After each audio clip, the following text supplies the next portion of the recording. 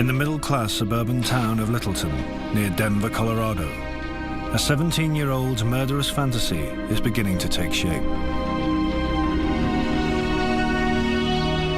He and a friend, known as Vodka, or V, intend to commit an act so violent that it will secure their place in history. Sometime in April next year, me and V will get revenge and kick natural selection up a few notches. If we've learned the art of making time bombs, we'll set hundreds of them around roads, bridges, buildings, and gas stations. Anything that will cause damage and chaos. It'll be like the LA riots, the Oklahoma bombing, World War II, Vietnam, Duke, and Doom all mixed together. I want to leave a lasting impression on the world. 1 year later, on April the 20th, 1999, Eric Harris and another Columbine student, Dylan Klebold, committed the worst high school massacre in American history. They killed 12 students and 1 teacher, injured 23 others, and then turned the guns on themselves. This film records events as they unfolded on that Tuesday morning, during the critical hour between 11:08 a.m. and 12:08 p.m. For years, the horror of the massacre has defied explanation. But recently, new information has been released about the attack and the events leading up to it. From these terrible details, it's possible to reconstruct a fuller picture of Columbine and the freakish whirlwind of circumstances that ended with 2 teenagers committing mass murder.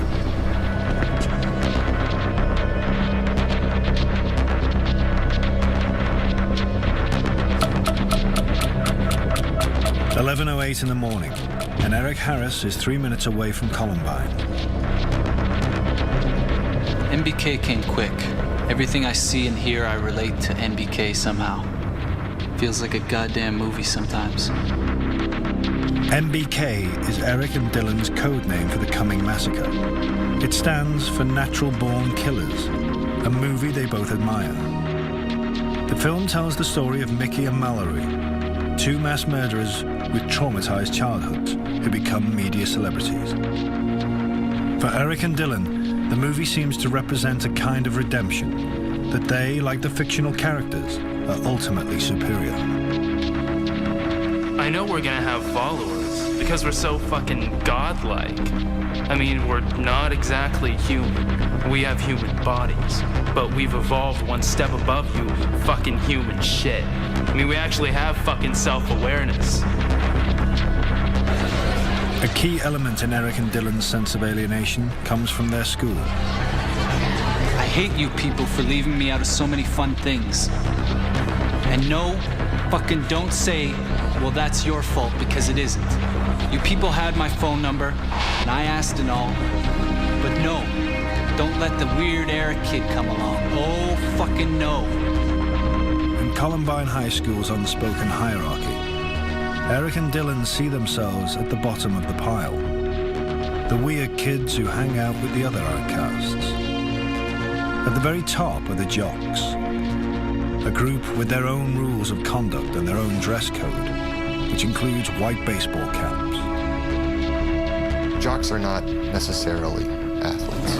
A jock is anyone who believes that they, because they wear nice clothes, because they screw the best-looking girl, because the teachers treat them different, deserve and are better than everyone else. Although Eric and Dylan will not target the jocks in their shooting rampage, witnesses will later report that they both seem hell-bent on revenge against the school itself. They went to Columbine High School to kill people. They didn't go shoot up the police station. They didn't go to the public library. And that's because they hated this school. They hated the injustice of this school. They hated the environment. And I am not in any way condoning what they did, or I'm just trying to find the answers. You've given us shit for years. You're fucking gonna pay for all the shit. We don't give a shit. 'Cause we're gonna die doing it. At 11:09 a.m., the cafeteria at Columbine is just starting to fill with students on their lunch break.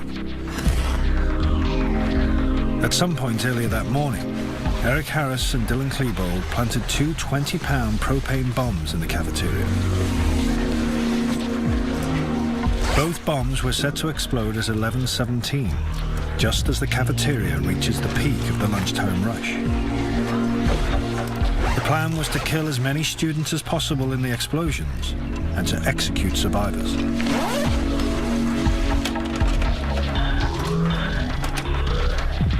The bomb planting was not caught on the cafeteria's surveillance cameras, possibly because of a tape change. That morning, I believe it was third hour philosophy class. I know it was philosophy class. We had a big test on Chinese philosophy, and Eric was always type A about his grades. He wouldn't ditch class if there was a test or an assignment due. So it really struck me that Eric wouldn't show up that day. When we got to fourth hour that day, though, he still wasn't in class. And even I only ditched one class in a row, usually. And Dylan wasn't there either.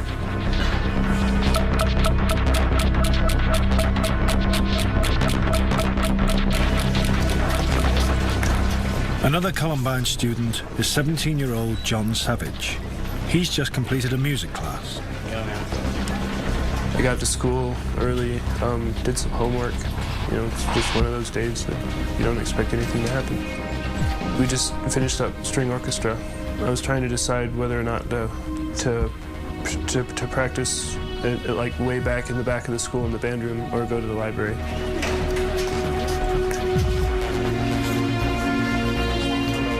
Among the teachers on duty is Dave Sanders. He's a popular sports coach in the school because of his ability to get the best out of the least likely athletes. Patty Nielsen is a 35-year-old teacher working part-time at the school.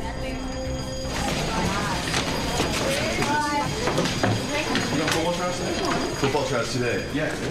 Normally she heads home after her morning art classes, but today she's been assigned to monitor the hallways, which are just starting to fill with hundreds of students heading for lunch in the cafeteria.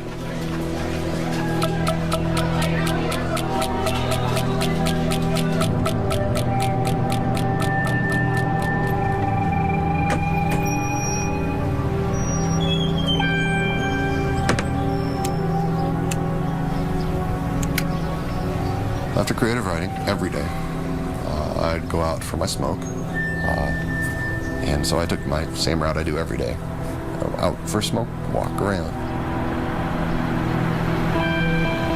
Except this day I saw Eric pull in.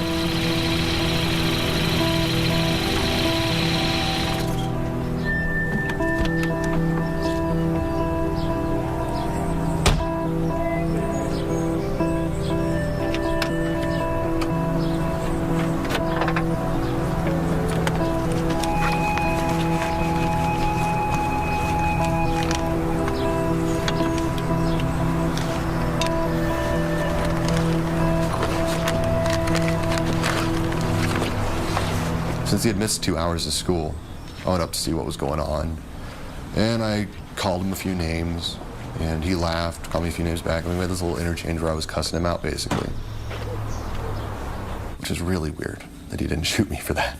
But I cussed him out. Eric, filmed here, and Brooks have had a tempestuous history. A year earlier, Brooks found his name on Eric's website. Eric was threatening to kill him. There was information on there that Eric was building pipe bombs, detonating pipe bombs, and said that essentially he wanted to kill Brooks Brown. Brooks's parents reported Eric's threat to the police. This was not the first time Eric's name had been brought to the attention of the police in the 2 years before the shootings. But they were unable to access Eric's website, and mislaid paperwork related to the complaint.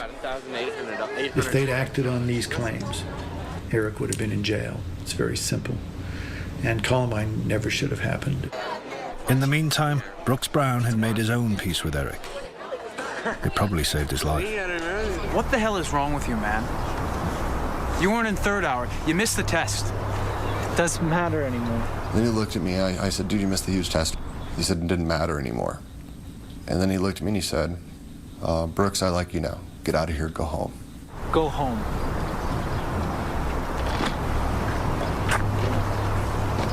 Okay. There's a lot of theories about why he didn't shoot me. I personally think, because I remember the look on his face, he didn't want to kill me. And I wasn't the only person that let go of that. John Savage, actually. I was friends with him. Screech, he was a great guy. John Savage has decided to revise for his history test in the library, where the worst of the Columbine Massacre will take place.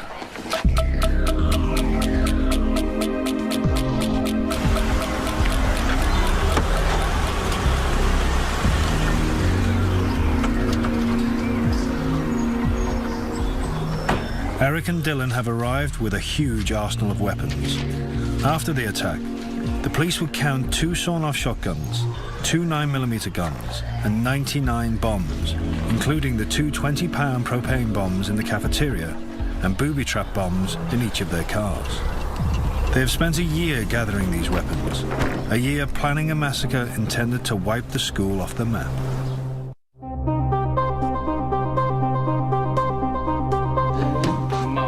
Just a month before the attack, an unreleased videotape reveals the extent of Eric and Dylan's preparation. This is a reconstruction from reports of the tape's contents. The cameraman is Dylan, the location, Eric's bedroom. Eric reveals dozens of hiding places, containing what amounts to a small armaments factory. How did Eric succeed in concealing such a vast collection of lethal weaponry? The question still remains unanswered. Eric's parents have not spoken publicly since the massacre. Hi, Mom!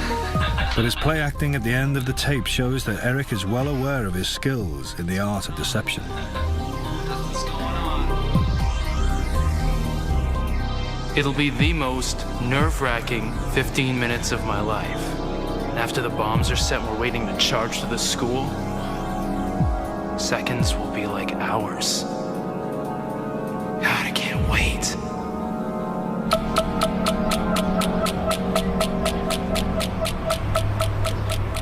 In a far corner of a school parking lot, Neil Gardner is taking a quick lunch with Andy Martin, a Columbine security guard. Gardner is a local police officer with special responsibility for the school's students and teachers. In the past, he's seen Dylan Klebold around the school, but he doesn't know Eric Harris. And he does not appear to know that Eric and Dylan have already been in trouble with the police and the courts.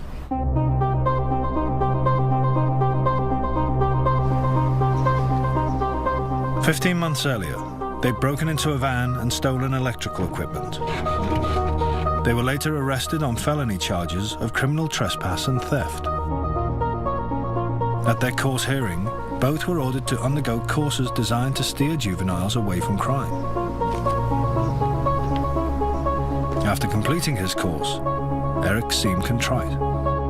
I am happy to say that with the help of this class and some other diversion-related experiences, I do want to try and control my anger." Eric's private journal tells a different story. Isn't America supposed to be the land of the free? How come if I'm free, I can't deprive some fucking dumb shit of his possessions if he leaves them in the front seat of his fucking van, in plain sight, in the middle of fucking nowhere, on a fucking day night? Natural selection. Fuckers should be shot. Their encounter with the law reveals the existence of a kind of parallel universe. While outwardly apologetic and reformed, Eric and Dylan were now bonded by a shared rage. My wrath from January's incident will be godlike.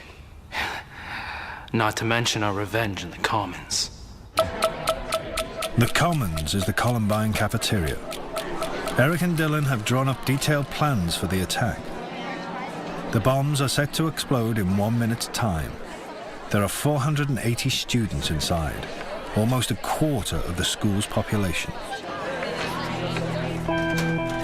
Richard Castaldo is on his way out to meet his friend Rachel Scott. They plan to have lunch just outside the school's west entrance. In their trench coats, Eric and Dylan attract little attention. They've often worn this uniform to school. The attack is now just seconds away. When I first sat down, to eat my lunch, I saw a couple of guys kind of off to my left, and they threw some. I didn't know what it was at the time, but it was a pipe bomb, and I remember it went off, and it didn't really do anything. And I thought, at first, I just kind of thought they were, screwing around, because it was, I guess, like a senior prank or something, because school was about to end.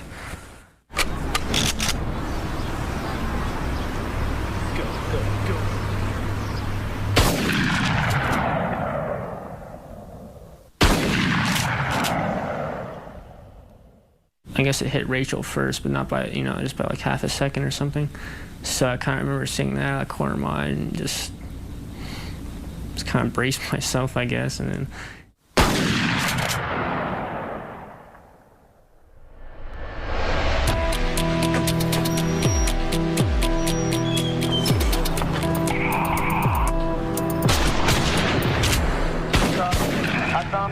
I saw him throw a couple grenades on the roof and they exploded, and then I saw him shooting guns down towards the parking lot. Inside the school, no one's sure what's going on.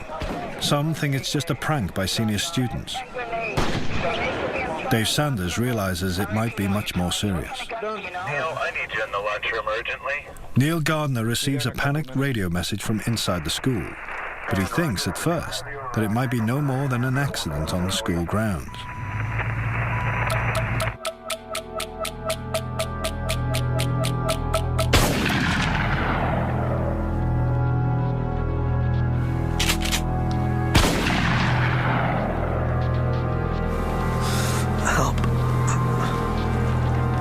Sure. I'll help you. Black trench coat and a shotgun, okay. We've got another kid. He's shot safe. His shot. Nothing safe is hanging off. Okay. We've got another one. All right, everyone. We think there's someone shooting outside. I want you quiet. I want you to all make your way outside. This way only.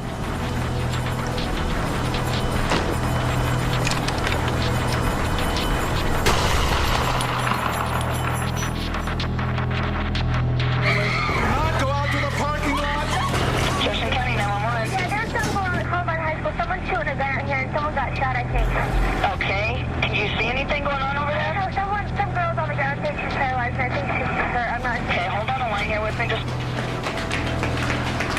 Within seconds, Dave Sanders and 2 other Columbine staff members have evacuated most of the cafeteria. Eric and Dylan's bombs are now due to explode, but fail to detonate. Dave Sanders now embarks on a determined attempt to secure as much of the school as possible. Quiet. Even if they come in, stay very still, okay? He will spend the next 2 minutes running through the hallways and classrooms, doing all he can to make sure students have some form of protection. In a science lab on the upper floor of the school, 17-year-old Aaron Hansey is completing a homework project. It was a lunchtime. It wasn't a regular class, but within a few minutes, you started hearing things, and it was kind of weird because you didn't usually hear those type of sounds. And then you started feeling the floor move or the walls move. Just really curious at that point because I had no idea what was going on. But shortly after, when a teacher came in, then we found out what was going on. Everybody get down behind your workbenches. I'm going to lock the door so the teacher came in and informed us that people were shooting inside the school and to get down behind the workstations. He informed us that he was locking the doors. We can leave. They were fine. You can go through them, but you can't come in. This is what we always wanted to do. This is awesome. Let's do it.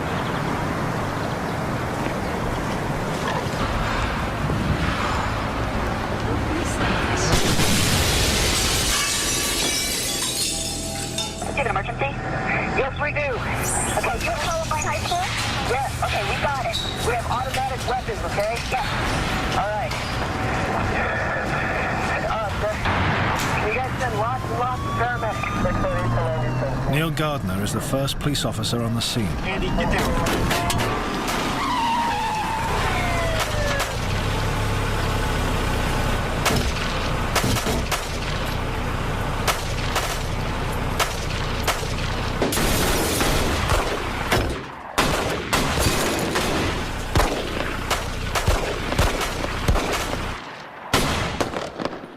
Code 33.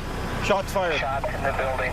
Gardner believes momentarily that he may have hit one of the gunmen. Several shots. Code 33. The end of the gun battle with Gardner marks the beginning of Eric and Dylan's attack inside the school.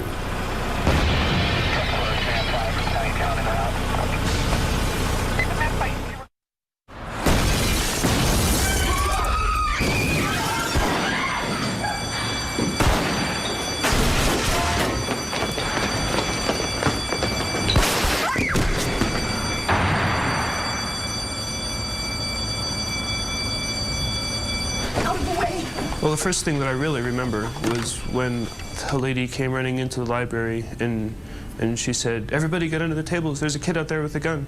You know, that was my first, like, oh man, something's going down. Get down!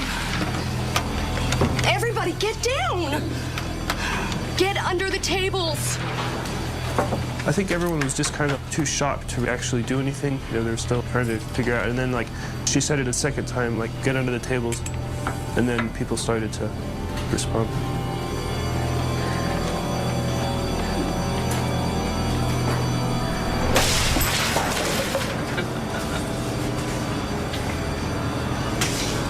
First, actually, I thought it was just some, like, random person that came in off the street and, you know, just like some crazy maniac or something. It didn't even, like, click at that time that it could have been a student, because, you know, I didn't think anyone at Columbine would, like, start shooting people. Oh! Yeah!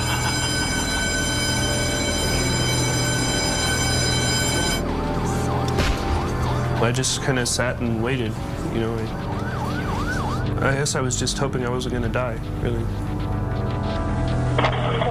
Jefferson County 911. Yes, I am a teacher at Columbine High School. There is a student here with a gun. He has shot out a window. I believe one kid has I've been Columbine High School. I don't know what's in my shoulder. If it was just some last one through it. Okay, has anybody been injured, ma'am? Yes. Who is the student, ma'am? I do not know who the student is. Okay. We've got help on the way, ma'am. Okay. Oh, God. Stay along. Oh, God.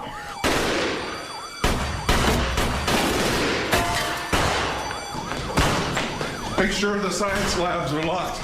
Dave Sanders is still trying to clear the hallways. 5 more police units are nearing the school.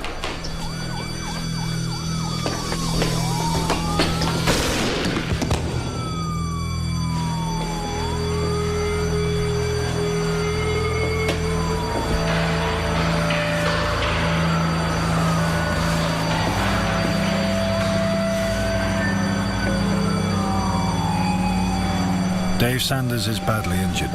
The killing spree inside the school is about to begin.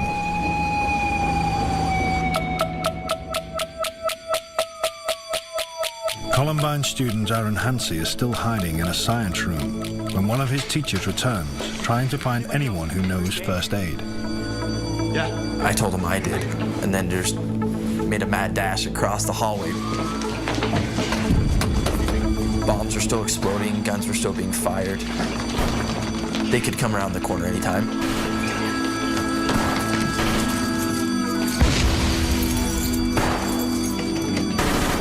Dave Sanders has crawled out of the hallway and collapsed in a nearby science room. He's in desperate need of medical attention. And then we went through the back doors into the corner science room where I found Dave Sanders. Mr. Sanders, it's okay, we're here to help you. It's Aaron. The paramedics are on their way. When I first got to Dave, he was conscious, fully aware of what was going on. So when we got to him, he was on his stomach. I thought he had been shot with a shotgun or something, and just in the chest at close range or something like that. We're gonna push you a little bit on your back here. 1, 2. Aaron quickly discovers that Dave Sanders has an entry wound in each shoulder. Yes? When I looked over the situation, yeah, he'd been shot, and that's no small cookie, but he was conscious and he was very aware of his surroundings. He's doing great. You're doing great, Mr. Sanders. Teacher Teresa Miller tries calling 911, but the lines are constantly busy. Help is on the way, don't worry. I thought we were going to be able to take him out, and that he could get fixed, get operated on if needs be, and recover. By now, there are 6 police units outside the school. Some are tending to frightened and injured students around the parking lots. Others are securing a perimeter. Following standard police procedures, which emphasize the need to contain an incident, none of the officers ventures into the school to try to challenge the killers.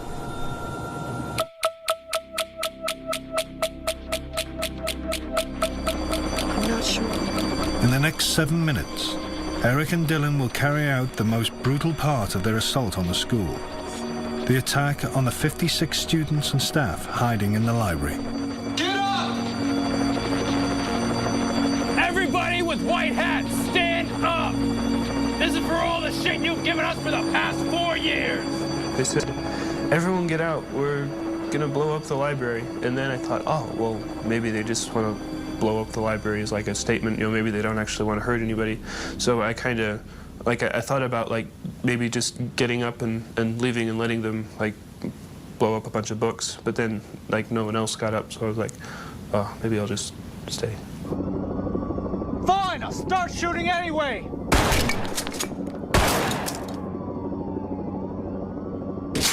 Oh my God. Okay, stay with me, ma'am. You're doing great. You are doing great, okay? Now they said he's gone to the library. He's in the building. Okay. After they walked about halfway through into the library was when they came into my view. And then I could see that it was actually people that I knew, students. You know, it was just these 2 people that I thought were just ordinary, regular kids were suddenly, like, blowing things up and shooting. And I was like, what are they doing? Let's go kill some cops.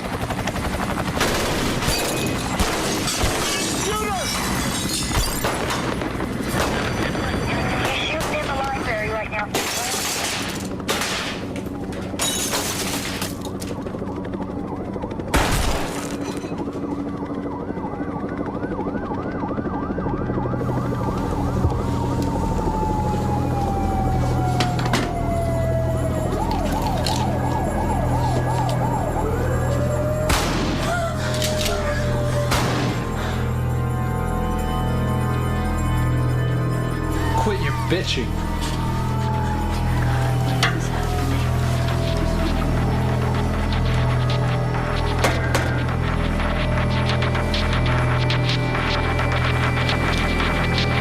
Peekaboo.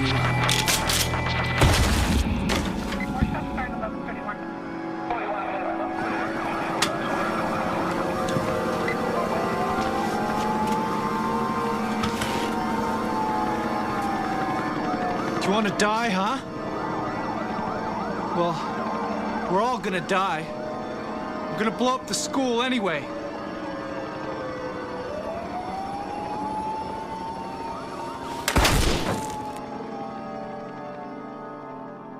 They said something about like, oh look, it's the little nigger or something like that, and I knew who they were talking about. Reb! There's a nigger over here. Come on. And then I heard some more banging, you know, gunshots.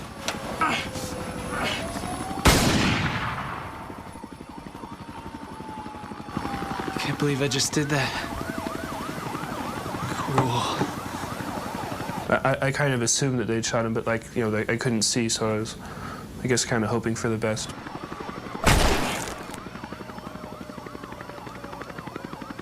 Who's ready to die next?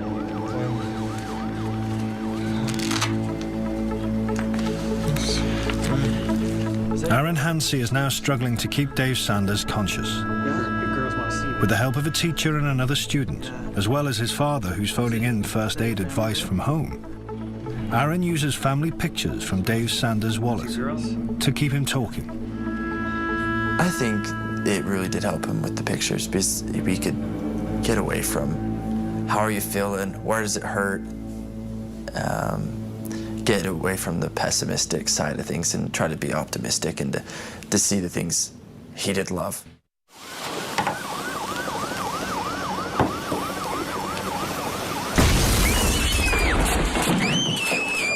Listen up! pieces of shit! This school is fucking dead! I'm in the back. I got some smoke coming from the building. I'm over here with the unit. Hey, copy smoke from the building. 1131.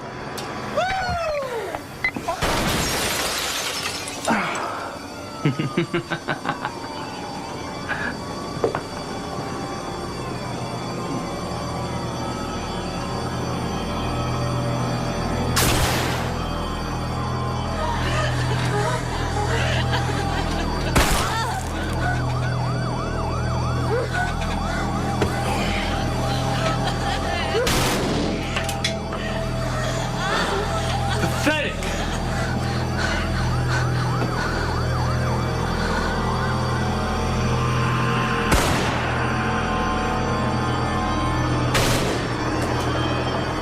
The phone line left open by Patty Nielsen records the sound of the killings in the library. Okay.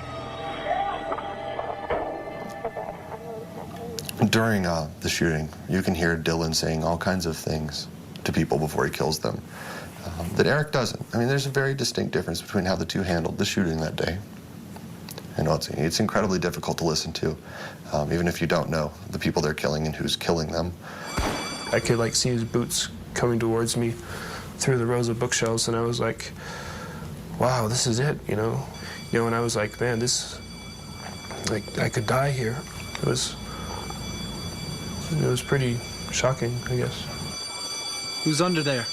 Identify yourself. I said, it's John, because, I kind of knew him a little, and I was hoping he'd, like, remember that I wasn't a jock, and that I'd, tried to treat him with respect and stuff. John Savage? Yeah.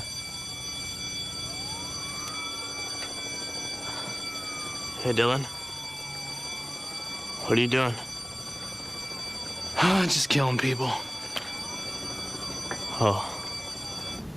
It was just creepy. And then so I looked up at him and I said, are you going to kill me? And he said, what? Again, because the fire alarms and everything. So I asked louder, are you going to kill me? Are you gonna kill me? No, man, just get out of here. Just run. Run. Run!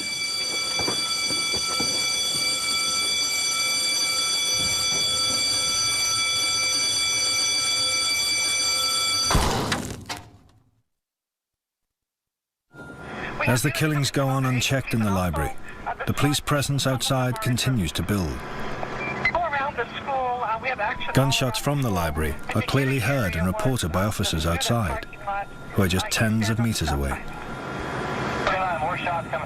The police now also have good descriptions of Eric and Dylan. But no officers will enter the school for another half an hour.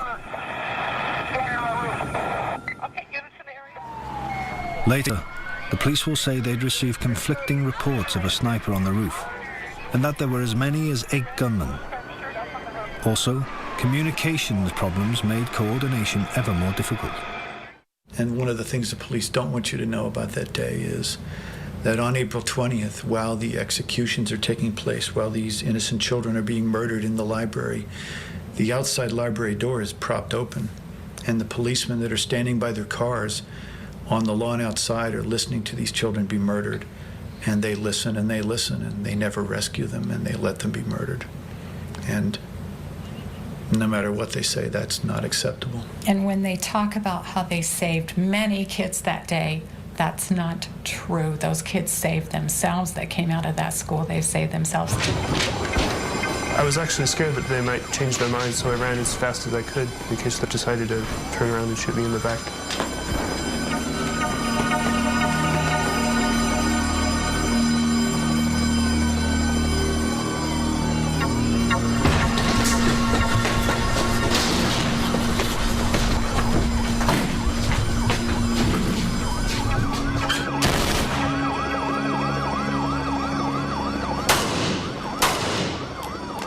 I'm out of ammo.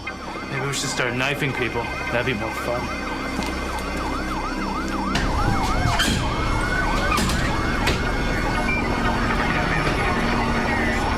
I guess really it made me realize how short life is, you know? When you're young, it seems like it's gonna like go on forever and you got plenty of time. You don't have forever. The 7-minute killing spree in the library comes to a sudden end just before 11:36. Evan Todd. Even though Dylan now confronts one of the school's athletes, the injured Evan Todd, he threatens and abuses, but doesn't kill. Do you want to go to the Commons? I have one more thing to do. He now seems reduced to a gesture of repressed rage.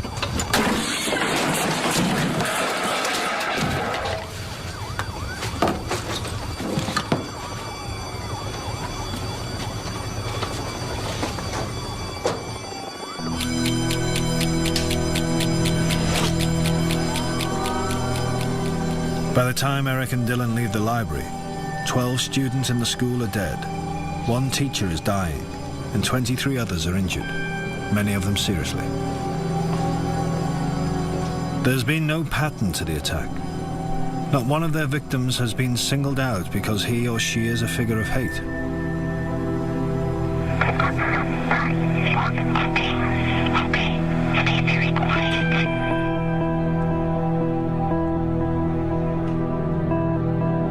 There are still hundreds of students and teachers hiding elsewhere in the school. At one point, when Teresa was still on the phone and she was looking outside the door, trying to see what was going on, she saw the shooters come down the hall. They reloaded their firearms right there in front of our classroom. The door had a window in it, and so they could look right in. I remember just jumping away. It was that was probably one of the most scariest points of the whole ordeal, just because they were right there. I heard from him, but I'm worried. Is he still conscious? He is, but he's Dave Sanders. His name is Dave Sanders, okay. I found out the next morning that Dave had died. It came as a big shock, because I thought we could take him out and he could go get operated on and start the recovery process. I guess it broke my heart to think that he did die, because I tried my best.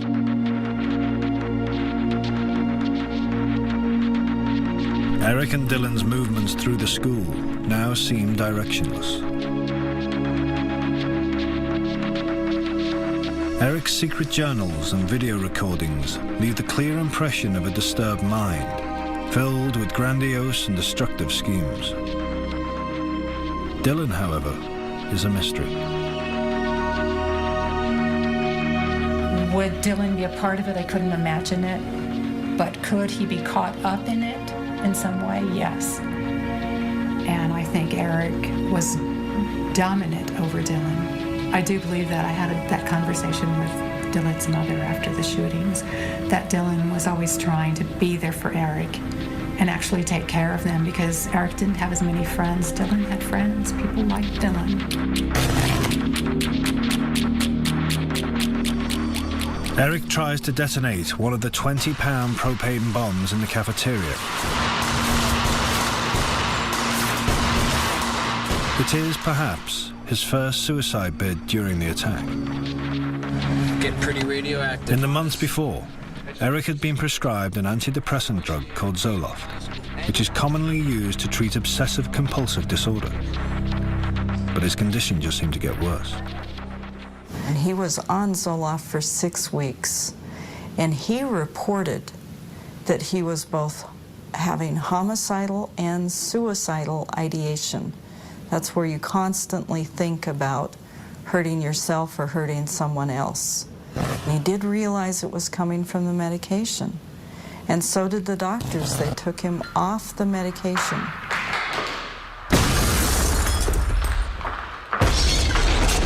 But all he got in exchange was a different brand name. He got Luvox.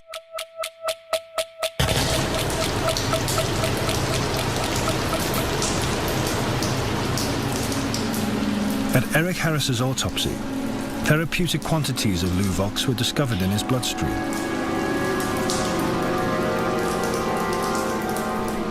Dylan Klebold's autopsy report found no traces of drugs.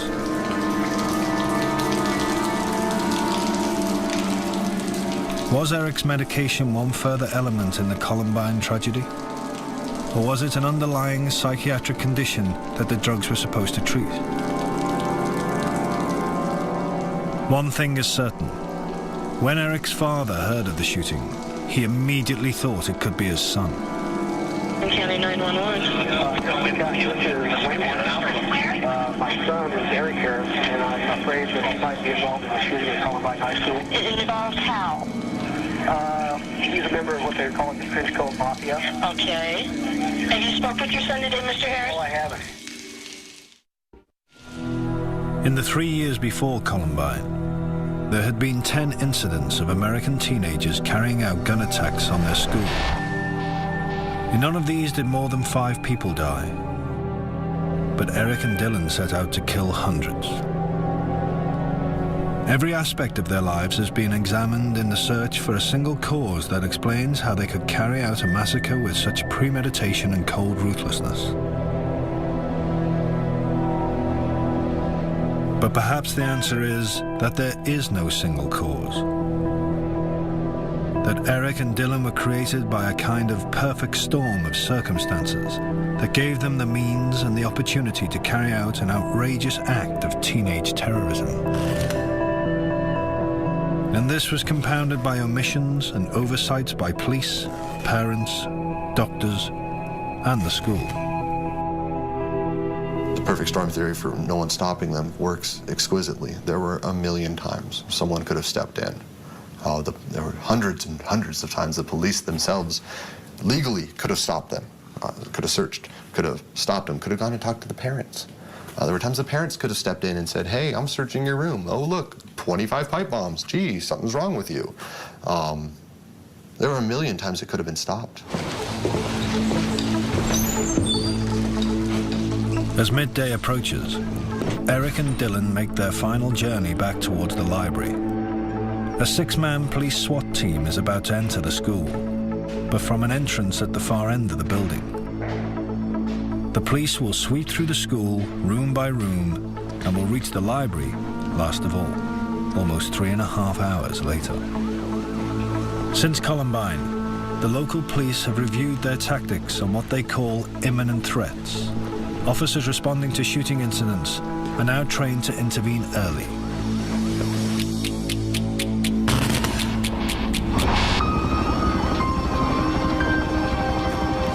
Eric and Dylan arrive back at the library door. The terrible sights of death are shrouded in thick smoke.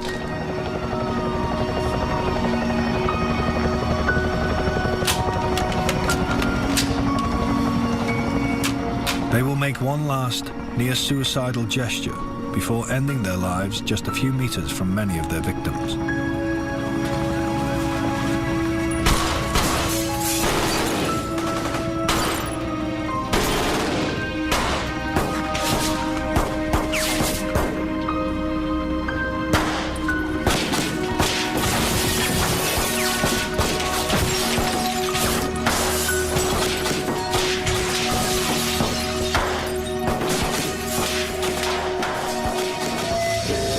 In hindsight, Eric and Dylan's own home-recorded videotapes carry a fearful warning.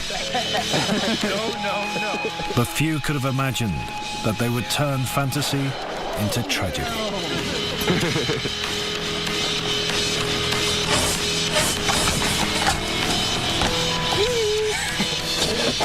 No, you goddamn piece of punk-ass shit!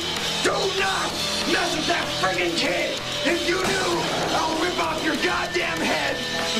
So far, up your friggin' ass, you'll be coughing up dandruff for 4 friggin' months!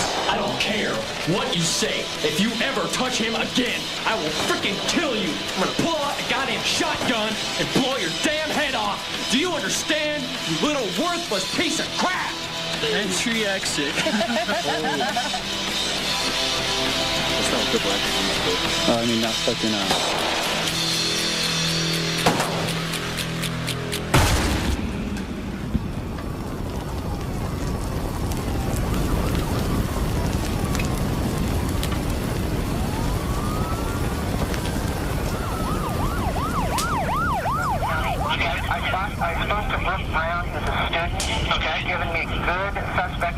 location. I think this is the guy. Okay, what do you got for a name? Okay, last name is Harris. Yeah, we got it. I've heard him talk about it once before. I know him. I thought they were my friends. Okay. One of them is named Dylan Claiborne. We got him. How you spell last name? Okay, how is Mr. Sanders doing? How's his